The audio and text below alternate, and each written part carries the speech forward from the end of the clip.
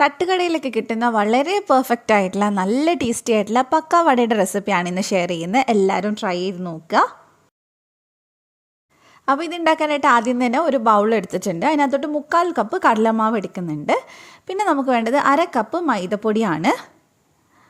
ഇനി നമുക്ക് വേണ്ടത് സവാളയാണ്. സവാള കൂടുതൽ എടുക്കരുത്, ഒരു സവാളയുടെ പകുതി അത്രയും മതി. അത് ചെറുതായിട്ടൊന്ന് കനം കുറച്ച് കട്ട് ചെയ്തിട്ട് നമ്മൾ ഇതിനകത്തോട്ട് ചേർത്ത് കൊടുക്കുന്നുണ്ട്. പിന്നെ 1 ടീസ്പൂൺ ഇഞ്ചി വെളുത്തുള്ളി ചതച്ചത് ചേർത്ത് കൊടുത്തിട്ടുണ്ട്. പിന്നെ കറിവേപ്പില കുറച്ച് അധികം ചേർത്ത് കൊടുക്കുക, ചെറിയ പീസായിട്ട് കട്ട് ചെയ്തിട്ട് വേണം ചേർക്കാൻ.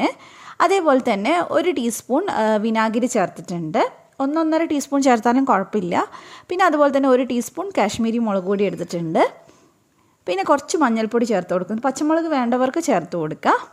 പിന്നെ അതേപോലെ തന്നെ ആവശ്യത്തിനുള്ള ഉപ്പ് ചേർക്കുന്നുണ്ട്. ഇനി നമ്മൾ ഒരു നുള്ളു ബേക്കിംഗ് സോഡയും കൂടെ ചേർക്കുന്നുണ്ട്, ഒന്ന് നന്നായിട്ട് ഫ്ലഫി ആയിട്ട് വരാൻ വേണ്ടിയിട്ടാണ്. അപ്പോൾ ഇനി നന്നായിട്ട് നമുക്കിതൊന്ന് മിക്സ് ചെയ്തെടുക്കാം. ഈ ഒരു പരുവത്തിൽ ചെയ്യുകയാണെങ്കിൽ നല്ല പെർഫെക്റ്റ് ആയിട്ട് തന്നെ നമുക്ക് കിട്ടും കേട്ടോ. അപ്പോൾ ഇനി ഇതിലേക്ക് കുറച്ചായിട്ട് സാധാ വെള്ളം ഒഴിച്ചിട്ട് ഇതിനൊന്ന് കലക്കിയെടുക്കാം. ഒരുപാട് ലൂസ് ആവാൻ പാടില്ല, ഒത്തിരി ടൈറ്റും ആവരുത്. നമുക്കിതിൻ്റെ ലാസ്റ്റ് കാണുമ്പോൾ മനസ്സിലാവും. അപ്പോൾ ഇത്തിരിയായിട്ട് വെള്ളം ഒഴിച്ചിട്ട് ഇത് നന്നായിട്ടൊന്ന് കലക്കിയെടുക്കാം.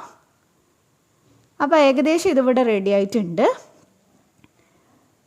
ഈ ഒരു പരുവത്തിലാണ് കേട്ടോ വേണ്ടത്. കൈകൊണ്ട് നമുക്കിങ്ങനെ എടുത്തിട്ട് ഇടാൻ പറ്റുന്ന ഒരു പരുവം, എന്നാൽ ഒരുപാട് ടൈറ്റും ആവരുത്, അപ്പോൾ ഉള്ളു അത്ര സോഫ്റ്റായിട്ട് കിട്ടൂല. അപ്പോൾ ഇങ്ങനെ എടുത്തിട്ട് നമ്മൾ കുറച്ചായിട്ട് നല്ല ചൂടുള്ള വെളിച്ചെണ്ണയിലിട്ട് ഫ്രൈ ചെയ്തെടുത്താൽ മതി. അപ്പോൾ കുറച്ചൊന്ന് ഇട്ടിട്ട് ഒന്ന് ഡ്രോപ്പായിട്ട് ഇങ്ങനെ മേലോട്ടേക്ക് പൊങ്ങി വരുന്നുണ്ടോ നോക്കുക. ഉണ്ടെങ്കിൽ എണ്ണ കറക്റ്റ് ചൂടാണ്. അപ്പോൾ ഇനി നമുക്ക് ഇത് ഓരോന്നായിട്ട് ഇട്ട് കൊടുക്കുക. അപ്പോൾ കൈ വെച്ചിട്ട് ഇടുകയാണ് നല്ലത്, അപ്പോഴാണ് നമുക്ക് കടയിലേക്ക് കിട്ടുന്ന ആ ഒരു ഷേപ്പിൽ ഇങ്ങനെ കിട്ടുള്ളൂ. സ്പൂൺ കൊണ്ട് കോരി വെച്ച് കഴിഞ്ഞാൽ അത്ര പെർഫെക്റ്റ് ആവില്ല. അപ്പോൾ നിങ്ങൾക്ക് വലുപ്പമൊക്കെ നിങ്ങൾ ഒഴിക്കുന്നതിനനുസരിച്ചിരിക്കും കേട്ടോ. അപ്പോൾ ഒരു സൈഡ് റെഡി ആകുമ്പോൾ നമുക്കിതൊന്ന് തിരിച്ചിട്ട് കൊടുക്കാം.